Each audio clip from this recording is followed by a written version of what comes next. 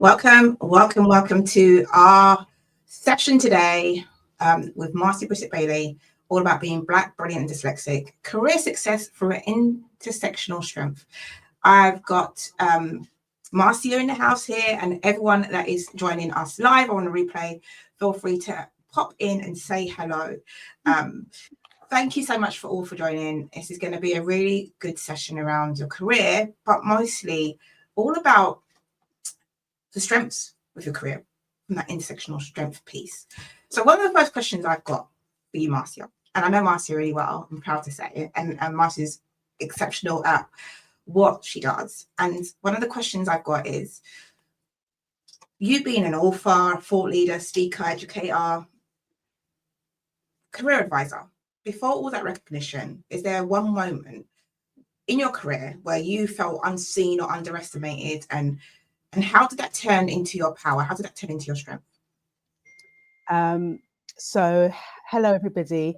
I would say it really started at primary school, but I won't go into it too much. It's a story in itself. But I felt very unseen and not believed or misunderstood. And that carried with me for quite a long time, right into my adulthood, actually. But the key thing about that is that when my teacher told my parents I wasn't going to academically achieve, it was a changer for me, because for me, sometimes I need something to trigger me.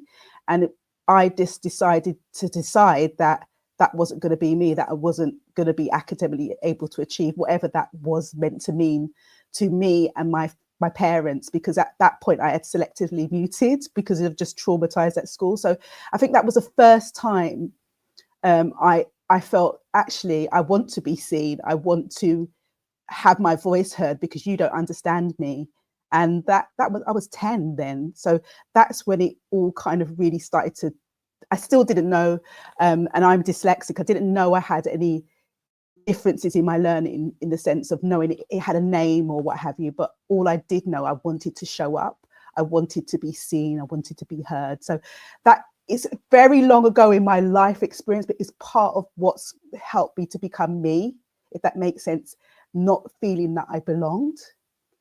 So yeah, that was the first time, and it's a very long time, but it does start in those early years. I believe it can really shape you or break you.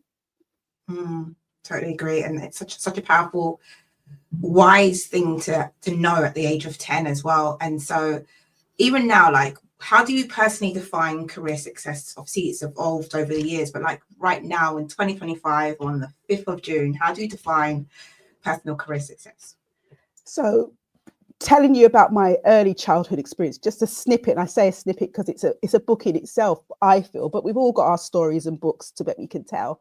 But I really struggled. Even now I still struggle when we talk about success. I struggle with that wording. And I just wonder how we can reframe it, because when we talk about success, it means that you've got to be achieving and you've got to be at the top of your game. But I look at success is, maybe waking up, getting up in the morning. How do we reframe what success looks like? What does that look like? And how do we restructure it in a way? Because, yeah, it still is quite triggering for me. It still feels, we have to climb a ladder. But whose ladder? And to what version does that look like? And so, yeah, success for me is so many things, but it's not necessarily climbing a ladder. It can be sideways.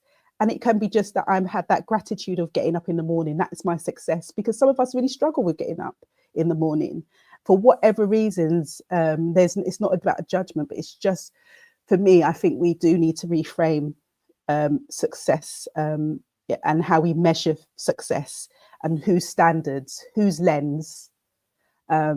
So I may not answer the question in a formal way, like this is my success and these are my achievements, but I'm learning to find value in achievements, which is similar to success, or if it's not, it's the same, who knows. But I'm learning that, because I have to have an understanding of being compassionate and kind to myself, and that to say I have achieved things, because I just feel from a very early age I didn't feel good enough. So I think that's why I struggle with success, because I've had to navigate. And for some of us who maybe even on the session today, it may resonate that we've had to find ways, especially as someone being neurodivergent, to navigate and just in a way that you feel like you have to hack a system. So that's why I think when I'm thinking about and talking to you and I'm reflecting, it still hasn't gone away, that trigger about success and that you're an A grade student and I'm a, what am I? So do you have to be successful to have an A grade? Because it doesn't mean that I'm not intelligent, but I may not be super focused in the book knowledge in the way that you are. It doesn't mean I can't do it, but it's how are you assessing me to get the same result? How are you framing that? Why can't I do my assessment by speaking my exams? It's like, how do we reframe what success and how we can achieve it? If you're giving me a different giving me a different post to lean against, which I'm just not going to meet. So I think that's why I struggle with the word success, because how do you get there? What ladder am I climbing to be able to achieve what's meant to be successful? But as I said, and I don't want to go off track, when I do talks and I give talks, I do show like a list of things of like I've achieved or I've got awards, because I struggle with that even now, and I'm grateful for it. I'm grateful people have nominated me and put me forward. I really am, but I really struggle with it too, because it's still trauma there. It makes me actually quite tearful, because I don't want to struggle with it, but I just think that we have to have look at different ways of how we look at success, and I think that's okay too. That we can go a different way to be successful in whatever frame we call it. I'm not a theorist or to what the terminology is to this, but I just know that we just have to look at it differently. Just how we have to look at that. We learn differently.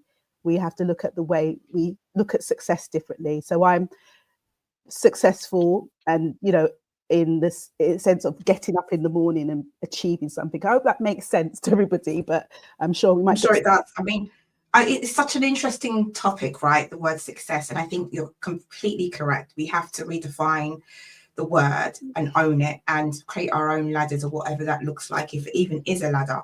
And I think many of us have been measuring our measurement against somebody else's, framework. And so it's really powerful to just think, okay, anyone that's watching here on a replay, put in the comments what your version of success is. Because it could be just literally getting up. It could be the fact that I've got a job and I'm keeping a job. It could be the fact that I've done something really well on this project, and it's about celebrating that and recognizing actually success gets to be defined by you every single day, right? And so it's such an interesting topic, and I'm sure we could take up the whole today's session for it.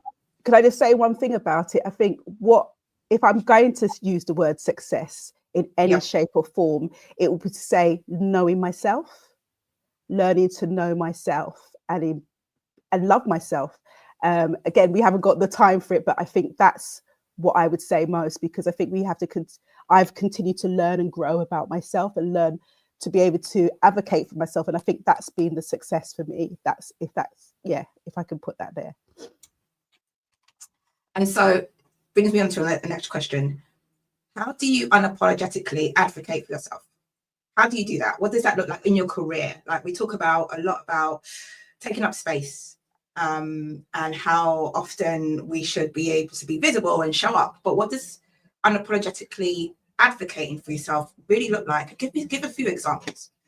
Well, I no longer, even though people who know me, I say sorry a lot, but I think there's some cultural references to that, not just also being at school and feeling sorry that I've not done it right. But I'm learning to just show up and be myself, and I know that's me. I'm not just going to say, oh, this is the quirky Marcia. This is who I am. So I'm not apologizing for that. I can always learn and I can do things better, but I'm not apologizing for showing up and being myself anymore. If I disclose that I'm dyslexic, what are you going to do about it? I'm not giving that to you as to say that it's going to be a problem. I'm just sharing that is part of my difference in the way I may see things, and it's okay. So I've learned to do that self-talking and advocating. And I guess I have had to invest in myself in terms of the work, and have to probably, I've had to do a lot of investment in terms of building to where I am with that as well. So that has included having therapy. I mean, when I was a child, I had psychotherapy solely because of the trauma at school. So I've done a lot of work, the mirror work. I don't really like that, but I've done things to really think about myself and where I am at in understanding me. So I feel that's where some of the work has come from, is doing some of them. Coaching and counselling are different and do different things. So I've had coaching in my older sort of adulthood, where I've had counselling when I was younger, and both have really given me the tools to help me to show up, but also I've had to do that development in myself as well. So I don't know if I'm answering the kind of question to it, but I'm no longer apologizing for being me, because I used to do that a lot. Oh, I'm sorry. Oh, yeah. So I still say sorry, but I'm more clear about it sometimes. Fantastic. But, So I don't know if it's a good example. Yeah, and unapologetically advocating for yourself is not apologizing for existing. It's being, standing your ground, saying, actually, this is the stuff I need. This is what's going to be helpful for me. And just to go back to your point around the word success, some of our viewers, like Helen has said, it's such a conscious effort each day, reframing, and also the shame, etc. around it. And Emma has shared, I think, how you define success changes through life. There are times success has been getting out of bed. Other times it is getting the job I wanted. And I think both of those are so relatable, right? 100%, 100%. That's why the way I understand it and how I understood it as a child success, now I've grown into adult, for me, it changes. But the frames that we see, it's like there's some kind of ladder, or, but so I'm agreeing too with what's the feedback is. Exactly, we grow, and success is going to look differently. But it's just a shame for our younger people that success is always looked at, you've got to be this A student, you've got to be this, and it doesn't have to be that way. We could just Absolutely. Okay, fantastic. Keep the comments coming in. We really appreciate you sharing your insights as well. Okay, question. Which part of your intersectionality, because identities are just so huge, right? But which part of yours was most misunderstood early in your career? And how did that misunderstanding impact your journey? And last but not least, how do you help empower others to embrace their own intersectionality? Well, that's 2 in 1, isn't it? Okay, so let's go. I'm going to have, sometimes what I do, I'm a bit of a storyteller, but I'm going to have to go back to something. When I was diagnosed as dyslexic, when I didn't know the word intersectionality, but what I did know, there was something that I had to change about the way I was viewing myself. So when I was diagnosed, I was like, amazing, I'm no longer stupid. So a lot of people, you'll hear them talk about being dyslexic and not feeling stupid. So this is why it's all linked with the success and all these kind of things. So I thought, great, I'm no longer stupid. But then I thought, okay, so I'm now dyslexic. So, there's going to be some barriers there, and then, okay, I'm Black. So there's, I've already been told I've had to work twice as hard from my upbringing. You've got to work twice as hard. So being a young Black girl, then I'm a woman. There's this whole thing about a glass ceiling. So already from a very early age, I already understood there was differences to how I had to show up. So those are intersections. I mean, intersectionality in itself, in its pure self, was sort of coined and developed by Kimberly Crenshaw. It was about race and pay in terms of the work she was doing to work with women who are marginalized from Black communities. So that basis of it is really important just to say. But for me, being a Black woman and dyslexic, I knew all those intersections were impacting me already before it formed into 1 or 2 or 3 labels. Does that make sense? So for me, I thought, okay, I cannot choose one of these because they're all of me.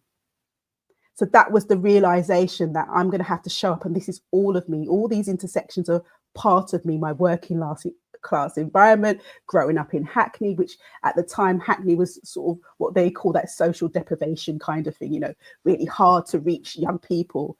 And I know that environment failed me, but I had to start to show up as me, and all of those means I couldn't choose any one of those. They were all part of me. So I'm going to have to do something. I'm going to have my A game on here to be able to be me. And it's been tough, because the intersections are understanding the systematic barriers and the systems what were constructed before I was born. I'm now have to kind of weave in between those to be my authentic self. And, you know, racism, classism, all those things. I was having all those labels thrown at me as a young Black girl, trying to just exist and be me. How was I going to do that? So those are where the intersections for me have shown up. So my environment, my class, cultural elements will show up in that. But yeah, those are the key things for me, being a young Black woman, being dyslexic, being a woman. And yeah, you know, it's been a journey, and people can sometimes relate to when you talk about being a woman, because the intersections for me was that I grew up in quite a matriarchal, so women were quite in the leadership role in my household, and across my aunties and everything like that. So when I went out into the world, I realized actually there's this glass ceiling, women have to play a role like this. It was very hard for me, because I've got a voice, so why can't I use it? Because I've got to be what have I got to be? I can't be in leadership because of, and that was very much so when I was growing up. There was very much a clear, you know, hierarchy of where women's roles were, but I didn't fall into that very well. So I'm not saying I'm radical, and I don't think we should look at radical as being negative necessarily, but that's just my disclaimer. I'm saying that it can be a way of, you know, discovery and finding you.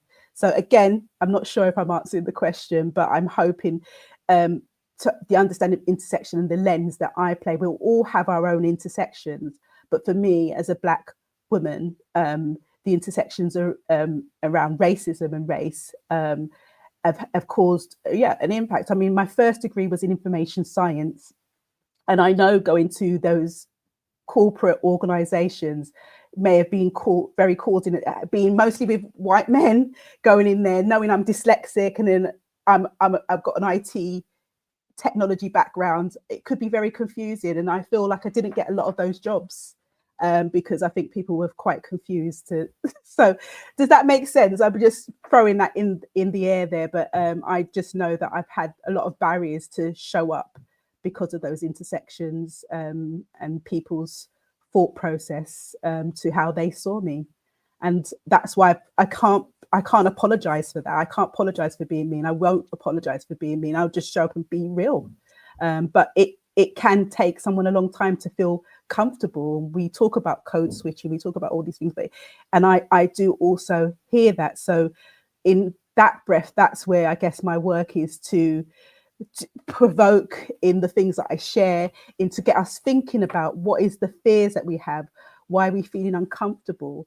And I mean that to the more the wider sense, but in working with people and supporting people, helping them to just find their voice and empowerment. What are your fears? What is it you're feeling? How can you get the right support? What is it you need?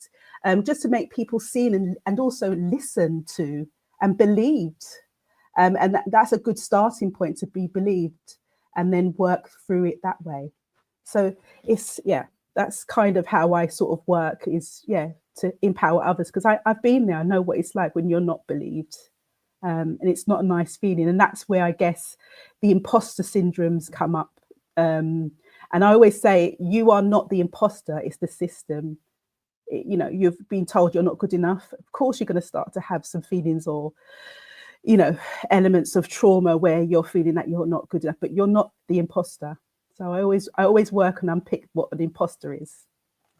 What I'm hearing is about validating somebody's experience and not invalidating them, to really help them actually see that what they've experienced is valid for them, rather than dismissing them. And I think it's such an important, powerful piece, because oftentimes in spaces we're told, oh, you know, maybe you're overreacting, maybe you're being too sensitive. And I think it's really powerful and really speaks to your character as well around that validation piece. And just to go back to the comments as well, Helen talks about teachers can defo play a role here.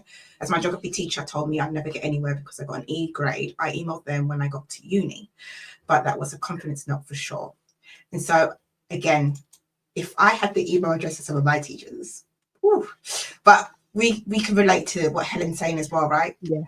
100%. As I said, my teacher told me I'd never academically achieve. I'm still trying to work out what that actually means. But she had written me off, and then it was just like, no, that's not me. So I had to just find that light and have hope, you know. So yeah, it's nice when we can have those validations to say, you know, look how I am now. But not all of us get there, and that's the work, and that's some of the work that I really want to do.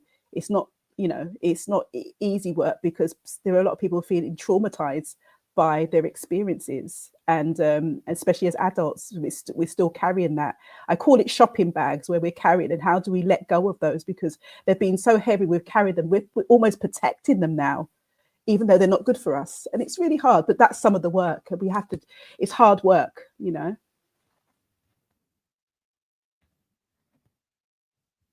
It is, it's work. It's definitely work. And so I guess the question that kind of comes to mind is around performative inclusion.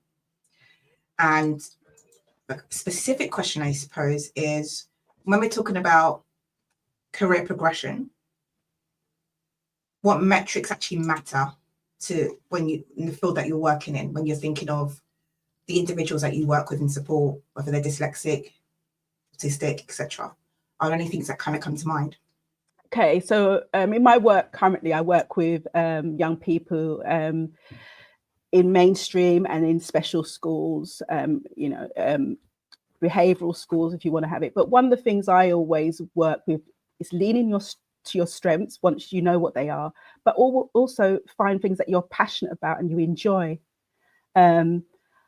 I feel when you start to talk about things that you enjoy and your strengths, even, and I think for some, especially for young people and even adults, sort of leaning into your strength. Sometimes we haven't done that strength-based work, so we don't even know really what our strengths are, because we're just looking at, oh well, you've got to write it like this. You've got to, so you're so focused on the kind of linear and rote learning, you've lost you've got some other strengths that you think, oh, this is a bit different, but I'm really good at this. Like I know I can see pictures before I see words. That's not funny. That's actually a strength for somebody, but we're not talking about these creative ways of thinking a lot of the time. So I start to unpick what are the things they're good at, even go back to when they were at school, like early days of things they loved, and try to talk about the things that brings them joy and brings them happiness.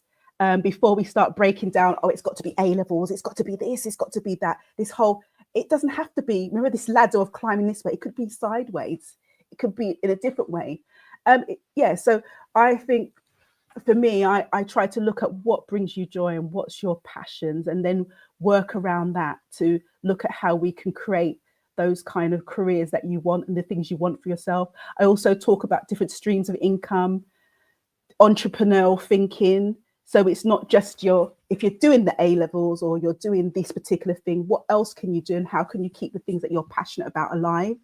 If it's a hobby or it's something where you can be part of a club or part of what we have here today, doing things that can help you to just show up and be you and bring you joy. So I always start with what's the things you look at, and then for some of us, we just go into this, but we've got to do this, and it has to be like this, it has to be like this, and it doesn't have to be like that. We're quite fortunate, and I'm talking to the UK, that the vocational, the way we can do things, you can work in different ways to still get to the same end product. If with consistency, with determination, sometimes with support, learning to ask for help, we can really get there on some of the things we want to do. But it can be very frightening and fearful when we're doing things that we want to do. So there's so much to it. And it depends, as we said, about the experiences you've had, feeling good enough, and the support that you can get to bring some of that out, tap out some of those things that's been really difficult for you in the past, to be able to really draw upon the things that you find joy in, and seeing if you can use that to be what you want to be, in terms of whether it was a designer or, it's really, I love doing that work, because it can really, you see some amazing results of people really finding their way on their career journey. It don't have to be a lawyer. It doesn't have to be You know, do you know what I mean? So I do understand that, and I also support parents wanting the best for their children, especially from some marginalized communities, to have professional careers. But I've even had a student who their parent wanted them to do law, but they ended up doing psychology. But once they did it, they told their parents, and I'm not advocating for that, but what I'm saying is that they got a first, and it's because they wanted to do something that brought them joy. And it's how do we work within our systems to work on that, to realize it's not about just 9 to 5, and how do we get value in the things that we're doing.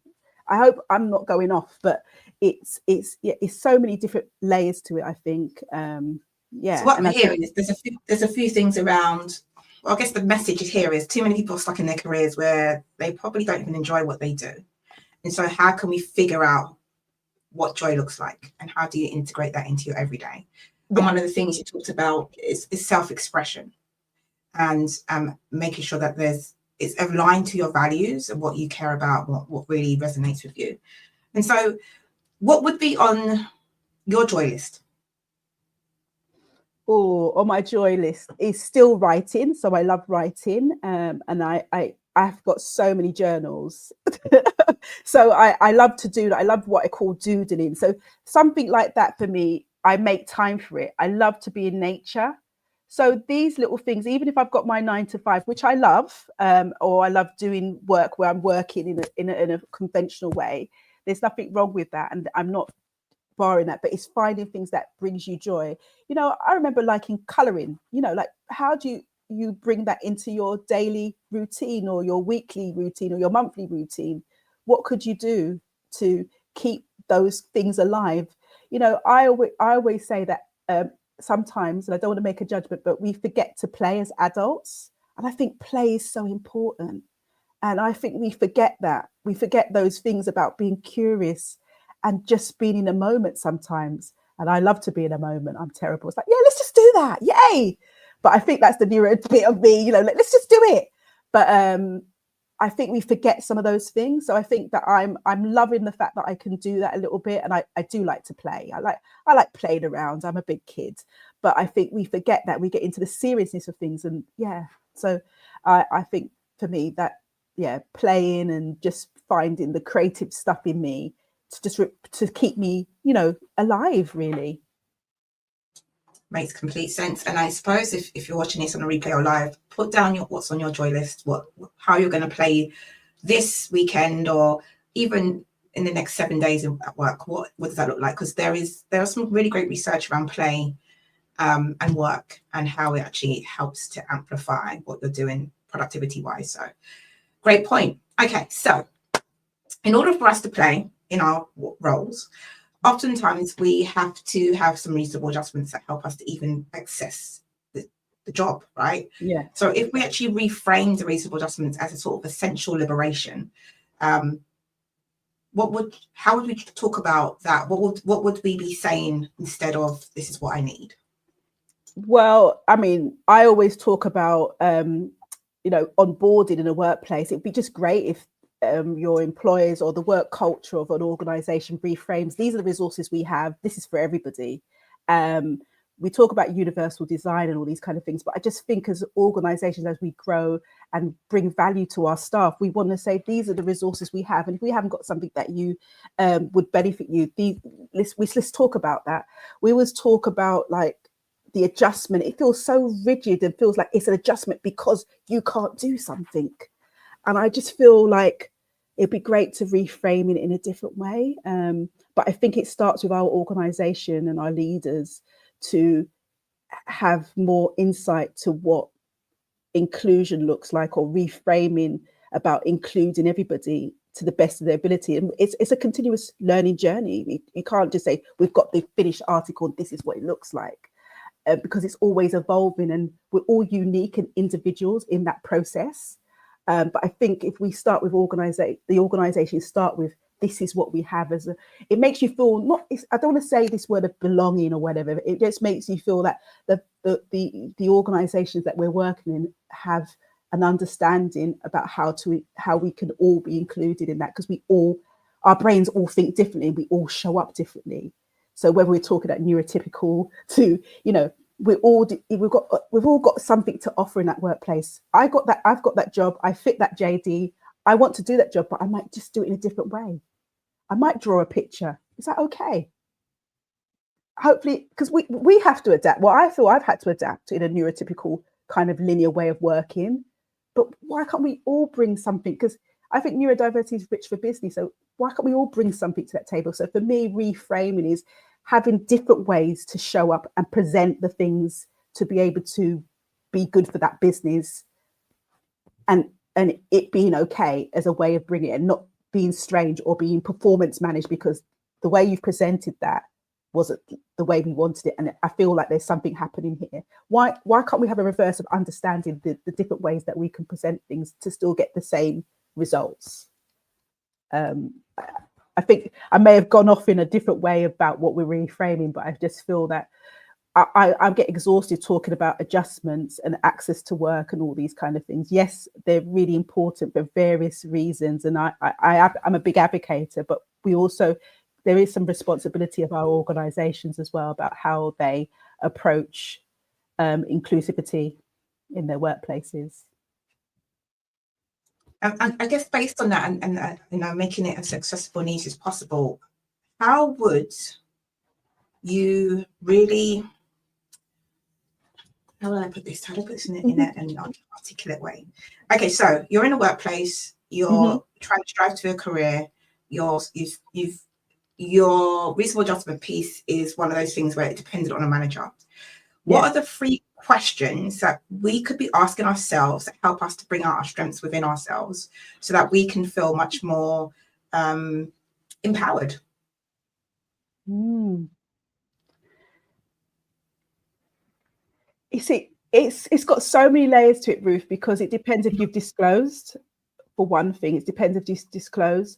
Remember, I've talked about the trauma piece. So if you feel not good enough, but you feel confident to do it. I mean, the question, I guess, is in my mind is whether you've disclosed that. And if you haven't, how do you now approach it? So if you have, if we're talking about if you have, I would just be talking about some of the things that's going to be useful to supporting me in able to do my job to my best ability. So that I don't know if I'm sort of covering what you're asking me, but it really, for me, I'm struggling because I feel like it really depends on that individual and how they're showing up in the workplace. Because there's whole things around code switching. You know, when I take, for example, if this helps, when I started my career very early on, when I was a tutor, if I had to do reports or anything like that, I stayed late. I never wanted to make any reasonable adjustments. I just wanted to be, I guess, like everyone else. And it's not that I wasn't like everybody else, but it just in terms of how I might have to do that piece of work, I might need, well, gosh, if there was assistive technology in those days, I'm not even talking about AI, but if there was ways that I could do that to make it easier, I had the knowledge and I know what I'm doing with data. But I just chose to stay late at work continuously all the time. And not that I wasn't advocating for myself, but I just felt like I didn't want to be a bother. I don't know if that makes sense. So it just took me a while it wasn't sustainable for me long term. So I just decided that I'm gonna have to get some adjustments here. And I just decided to say, I'm going to read some support, and there is something called Access to Work, which can assess me to just look at some of the things I might need to do my job in a different way to be able to support the things I need to do in my day to day. So I don't know if I can think of 3 questions because I don't know what it is, but I still think about the fact that this is an individual thing because I only can talk about myself, because I know having worked with so many people is so different for so many people, because they're so different in the way that the journey is to where they are in about their own self-discovery and about their own strengths and knowing who they are. And I know there's so many people feeling that they're being performance managed. And all I can say is about, how you can be yourself and be able to feel that you can find somebody that you can trust to talk about it to, whether it's a resource group initially, within your an employer resource group, or somebody outside of the organization, or if you've got a coach to sort of coach yourself. And I'm only saying this because I know I find it hard to talk about what I think will work for me or what I've done, but I know it can be really difficult. So I would definitely be in the first point of view, speaking to somebody who you feel comfortable to say, these are the things I'm having difficulties with or not. So for me, I've always disclosed, you see, I mean, most of my career, I've always disclosed. I think what the tricky thing is when people asking you things to do, and you may just need to do it in a different way, but I still get to the same result. So it's just people having understanding to say, I might need a bit more time, and it's building your confidence to feel that you can do that. I finding it a bit tricky just because I just feel like it's something where I've had to grow into feeling confident to say I'm dyslexic. It's not an excuse, but I just might need a bit of support in this way. Or could you just run through that or go through it? So I had a really amazing manager where she would just sit through all of the key things that I needed to do, just so because I process it in a different way. So she might, it's this, before just sending it to me, she'll just go through the points. And that was helpful. And I was off. I could do my job. So it's knowing what your strengths are, knowing what the things you're having tricky, and maybe asking if you can get support in that, or somebody just going through it with you. Is that kind of, I don't know if that helps, Ruth, or anybody can say anything to tell me if I'm making sense. I always feel so. I'm going to come back to the question. Hold on a second. Yeah. Right, we've got a few people that have come with comments just in terms of the reasonable adjustment piece, right? Yeah. Helen said, I recently asked for a reasonable adjustment for an interview question in advance and a brief description of the task they said I'll be doing after the interview, but they said it's not something they do, but that I could come 30 minutes before to see the question. No. No. No. Oh, so now I get more about what you, so those are definitely adjustments. Yeah. And Jodie said, if I went somewhere that said no to a reasonable adjustment at interview stage, I would not go to that interview. It would be an awful place to work. It's definitely an indicator, right? If they're saying we don't do that, it's definitely an indicator. Bruce said, I had the same with questions given 30 minutes before interview. This was health and safety exec. And Molly, I agree, that's shocking. I'm sorry, so all of that is shocking. So definitely for interviews, definitely if you, sorry, let you finish. Yeah. I go for it. I think it's key to like validate this experience and why it's such an important piece. I mean, for the employers out there, let's reiterate why we need those interview questions in advance. So I know lots of people that I know, you get anxious, or you might be, you need to feel that you need to prepare because it helps you to just align yourself so you know what is going to come. Not that you're cheating, because it's all going back to this feeling that you're cheating or you're hacking the system or something. No, it's to help you just to be prepared and to ease yourself. I know people won't go for interviews because they've just got so anxious and they've worked, but if they have those questions, they can kind of know what they're going into, so they can just be prepared beforehand. So that's a good reasonable adjustment. Asking for the questions in beforehand is really important. Yeah, a really good one. And if he's saying no, then that's a really, really good indicator. I'd be asking myself, do I want to work here? Yeah, and I think it's almost discriminative, right? Because we're thinking about it from a executive function challenge.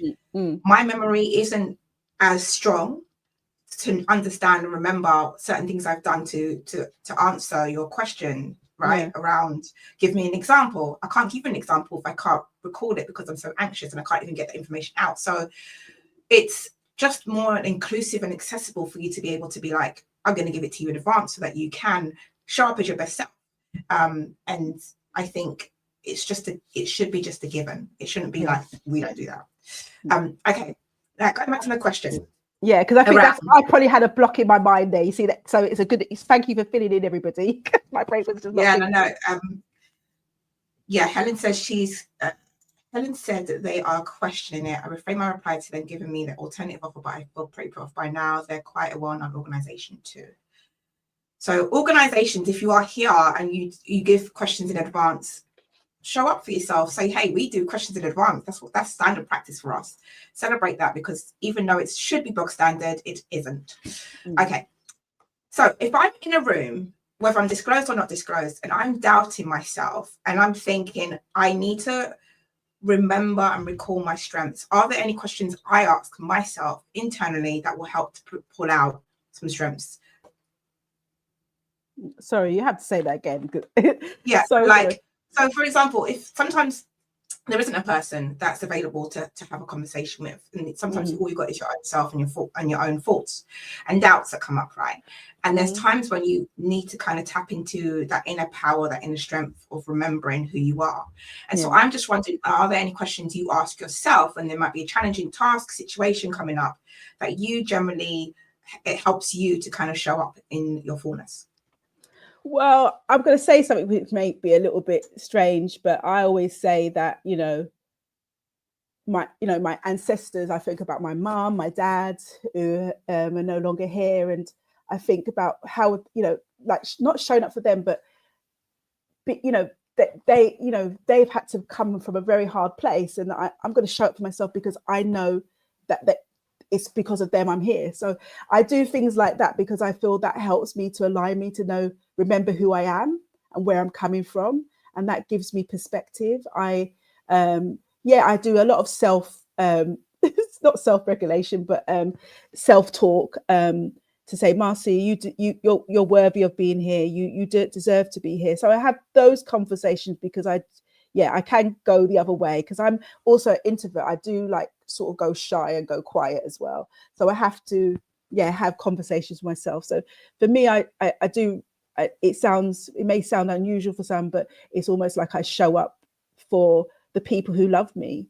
And it's not that I can't do it for myself, but I just remember where they've come from, whether it's my grandmother, that makes me show up and remember that their love is shining through me.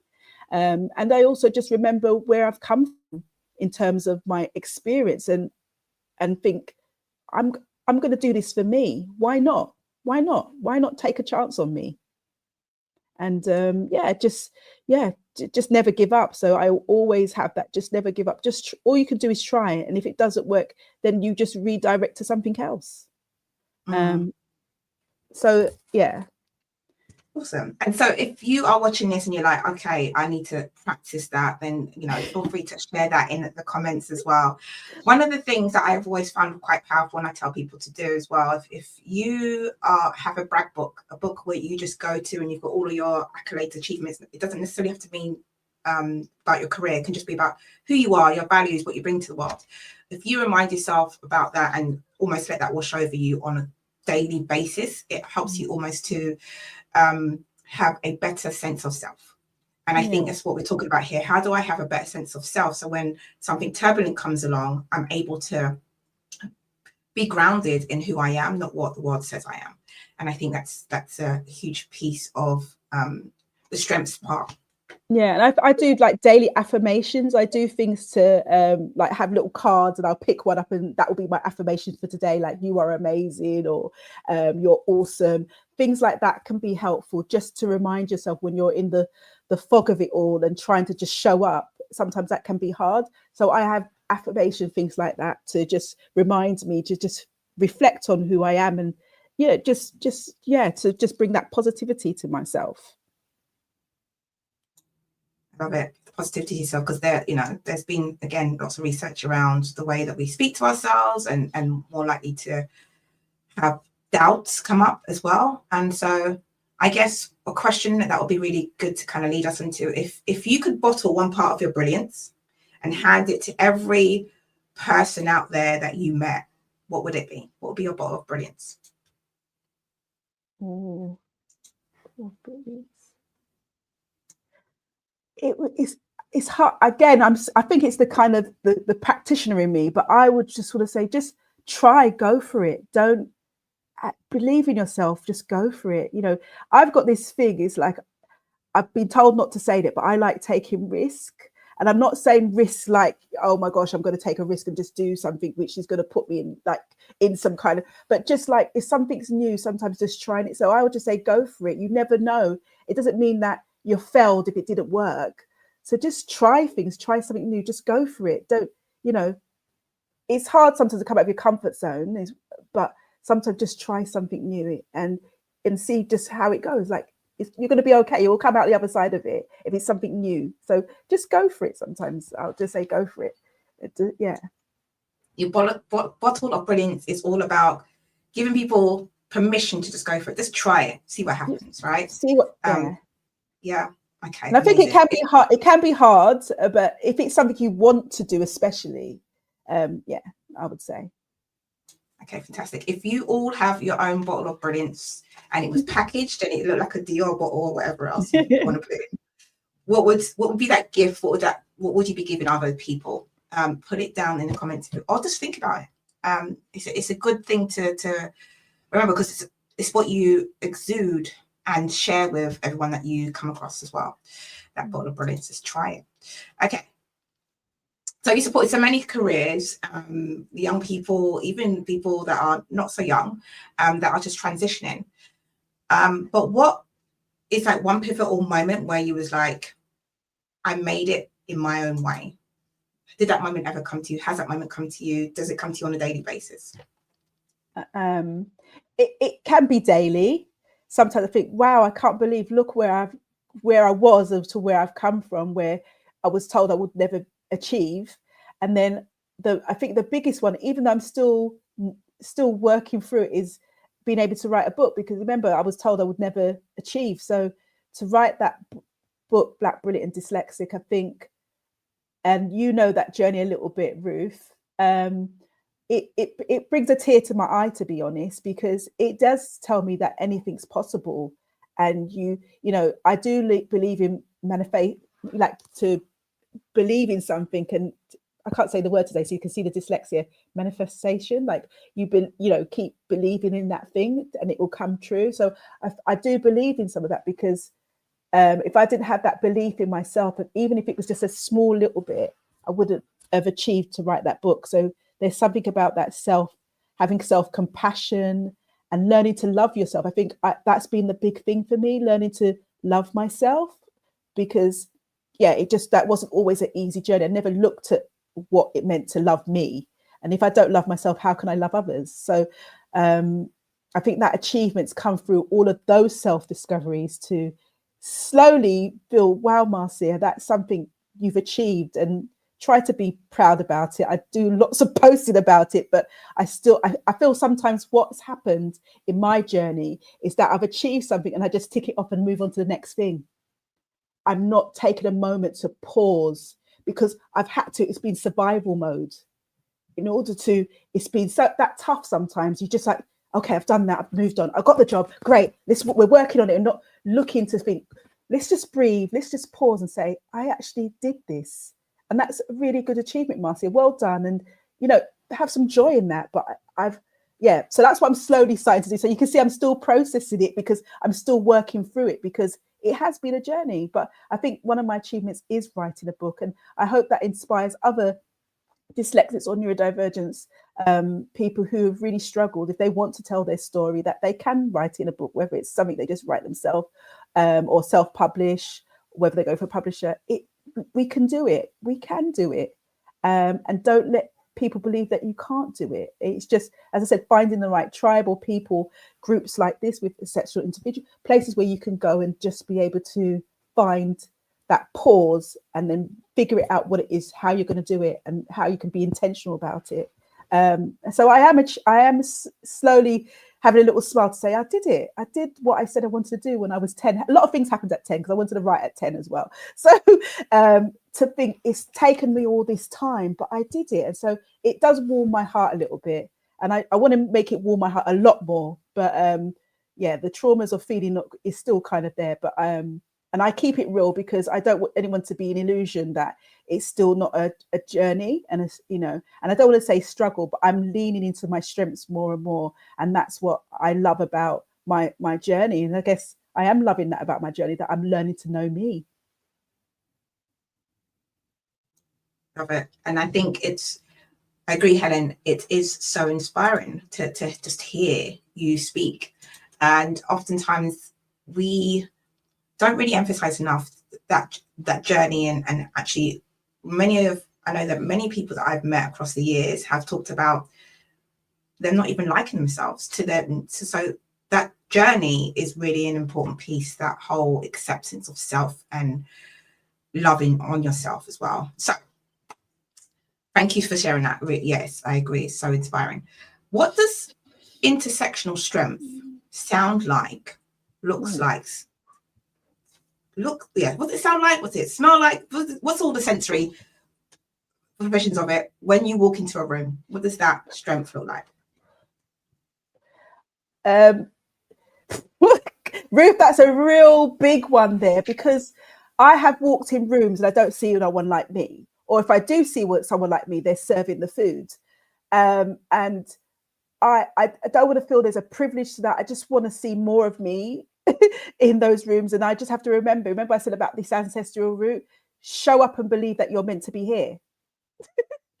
So I think that's all of what I could think about it, that I have to remember I deserve to be here. Why shouldn't I be here? And more of us should be in the same space and room. And yeah, I just have to remember that thing. I show up like I'm meant to be here and not play it small. No playing small, show up like it sounds like, it feels like taking up the space. I'm meant to be here, not apologizing, be unapologetically advocating for yourself and all the things, and also remembering the joy of it all. Okay, so if you could tell any professional right now in their career that truth about building a career in their own terms, what would it be? What would be that message to them? Be as authentic as you can, and be able to speak your truth as well as you can, because as I said, this is where I struggle, and you can see I can struggle because I know everybody's situation. It's not always going to be easy, but if you can be as authentic as you can and not apologize for who you are, and know it and lean into your strengths, it's a good start, depending on what part of your journey you're in. But just try to show up and be you as much as you can authentically. And I say it because I know there's some really organizations where it's really tough, and I that's why I'm always kind of like, because I know that people are really finding sometimes it hard. But let's be on the positive. It's about being being authentically you, and that may be cliche, but trying your best to be curious in the organization. Ask, where do you find this, where do you find that, and try to find that joy. I'm really Ruth, your questions are really, it's like I need to have like a day to think about it, to really kind of think about it. But or being, I can only put it from my point of view, being able to be me in the workplace, and is just led me to not apologize for, I do, but I say it in a way like, it's just that my brains can't say the word today. I kind of make people aware this is some of the things that who I am, and so you're aware. So I make it easy for people to ask me questions and be aware that it's okay. I don't know if I'm explaining myself well enough on it, but I'm just finding your voice, whatever that looks like, to be able to let people know if something they've said is uncomfortable, or we need to have a different procedure, or something that is more inclusive. It's just creating space to find your voice in that and being able to speak. You're doing beautifully. Right, Helen's saying showing up and taking up space has got me in trouble or focused on as a problem, but I keep going, so I keep educating others about inclusion and acceptance, and we can relate to that as well, right? Sometimes when you're speaking up, it's not always the norm of what everyone else is thinking. That's the whole point. We do think differently, so let's speak to that a little bit when we do take up space and almost being forced to not take up space. What are some things that we could do around that? I mean, I relate. That's why I'm always I'm holding back, because I know sometimes the places we're working in, because they haven't done the work, and they haven't done the work to be uncomfortable, to be comfortable, to ask the questions and make people feel that that sense of belonging and understanding and empathy and all those kinds. So Helen's right. That's why I'm always like, this is my experience of it, but I know it's not always the experience of others. So to answer your question again, which you're saying, and I don't know why my brain's just gone in what you're saying, but I do agree with Helen. It can, but that's the work, isn't it? Some of us are having to be that radical or that advocate, because if no one does it, what happens? It's a really tricky one, because you want to show up to work and be able to just do your work and not feel like people, I was isolated at work because I used to always ask questions. So I had people who didn't like me at work, and they would sit over there and think, oh gosh, Marcy's going to ask a question again, because I made people work. But I thought that's what we were at the job to do. So but I'm more aware of that and about that, and I'm secure in myself as well. So if someone doesn't want to talk to me because I'm asking questions, I don't know what to say. But that's the only way I'm going to get my work done. And I'm quite an enthusiastic person. So if there's something to do, I'll be answering the question. So can we do it like this? Or do you see what I mean? I'm not answering your question, Ruth. And I've totally forgotten. I've still got Helen's on the visuals there, like about the space and about acceptance. And then good on you, Helen, that you're going to still show up. But it's a tricky one. So yeah, isolation is the words. Yeah, a question asks for sure. Yeah. And that's why I'm really struggling, not because I don't have thoughts on it, but I just always have this compassion or empathy for those it's not always the same. But I think for me, I'm going to still show up, and I'm still going to speak up for those who don't feel they've got a voice. So I'm just that person, and not all of us can do it. And it may take time as well if we do it. Does that make sense, Ruth? Absolutely. I think it comes back in an organization, right? It's psychological safety. If there is psychological safety there, then you are able to just say what you need to say and know that it's not going to be taken offensively. It's just literally information for you to take, because at the end of the day, offense is caused by somebody's interpretation, right? However, if you haven't got psychological safety, then I believe that, going back to your point around joy and self-expression, channel it somewhere else. Is there something you can do in your own writing? Is there something that you can do on your own platforms that still gives you the voice, still validates you and your experience without you having to fight? Compromise. You want to be able to still articulate yourself, but perhaps not all spaces allow you for that. So having a channel gives you that, whether you're doing it through art or whatever else. And I think to remove that isolation, right? Because we know that isolation isn't going to help support us moving forward. For sure. Big empathy, want to speak up for others to create a level playing field for the future generations. Absolutely. And there's different ways you can do that, right? So Marcia, talk to us a little bit about the different things that you do, I guess the pockets that you do that helps you to have that self-expression. Yes. So I'm on social media quite a lot. I mean, as I said, I did an information science degree, so it's very fitting, being an informationist, that I do like social media. And it's not for everybody, and it can be exhausting. So I do say, if you do go on it and you have to pause, it's understandable. But what for me social media is about is you having a platform where I can share things that is on my mind. So, like, for example, Instagram is just a brain dump of things that I think about, things that are worrying for me about children in terms of, neurodiversity, funding cuts and stuff like that. So I use that as a channel, and through that I've got work. Through that I've been able to speak more about things that are passionate for me. So you heard that word about being passionate and purposeful. So there I am, finding that platform, which I would never have done at the very beginning because I was scared of making mistakes, putting something in writing because I was going to make a spelling mistake. And once I overcome that, that's been a channel for me. Obviously, I've mentioned about the book, writing down my thoughts and put it into writing that it goes into print is one of the other avenues, and being part of things. So I'm a co-founder of Blend, which is called Black Leadership Excellence and Neurodiversity. And the reason why that conversation came up with Janet Morgan, who's the person who co-founded it with me, because we didn't see spaces where we felt necessarily comfortable. So again, I've developed something or created something through not feeling that I had that safety somewhere else.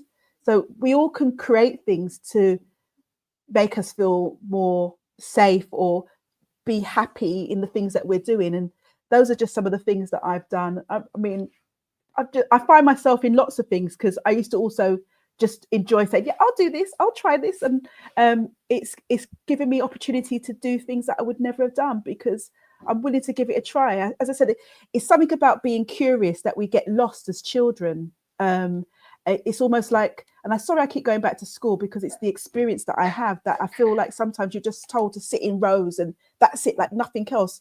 You know, what happened to the nurturing? And I think I'm learning to do a lot more of that in my adulthood, because I feel it was so missing. The questions of compassion, self-discovery, self-love, it's almost talked out of us.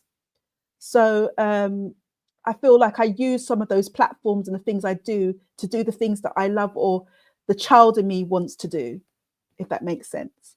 And I always say if that makes sense, because you can see already in my language, I'm doing that because it still stems from this younger self, the younger self feeling, do you understand? Or if maybe you're going to misunderstand. You see, I know the language that I do sometimes, because I'm recognizing that maybe no one understands what I'm saying. So it's all in the head. So I can have those self conversations with myself while I'm still talking as well. So you're seeing it live, the neurodiversity brain having a conversation with itself. But I just feel, for me, I'm trying to find all avenues to do the things that I love, and to create a space of just being happy. And I think there's a whole conversation about being happy and what that looks like. Mm.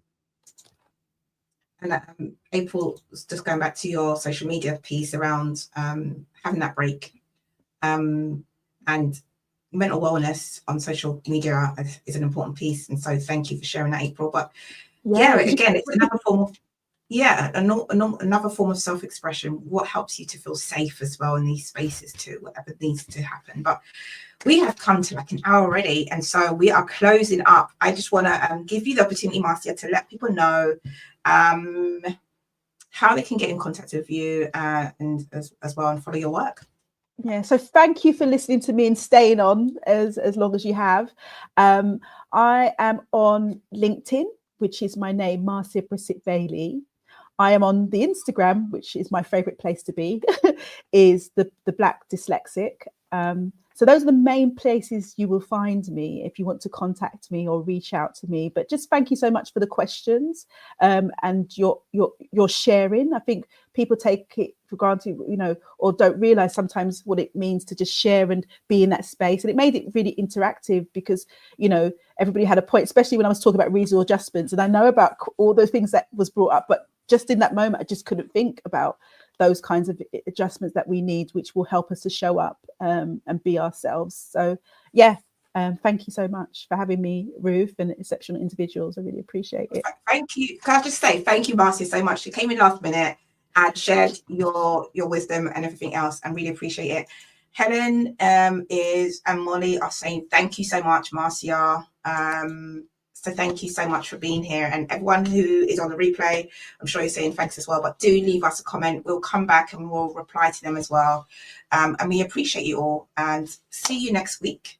Thank you, Cassia, and we will be back next week with Nat and another guest. Thanks all. Bye.